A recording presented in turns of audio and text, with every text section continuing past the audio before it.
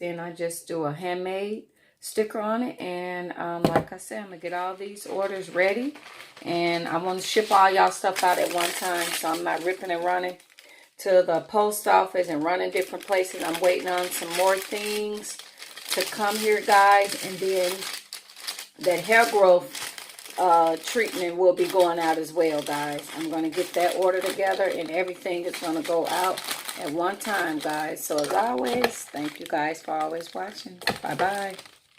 Guys, so my soap is dry, so I'm just getting ready to start packaging it up. Kind of dry.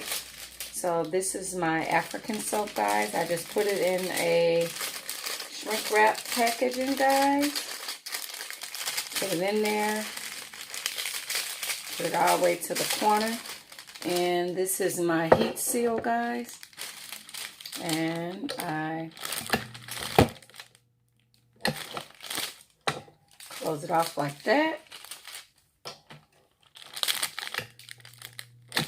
Close it off like that. And then I take the heat gun and turn it on low. And these will be ready to be shipped.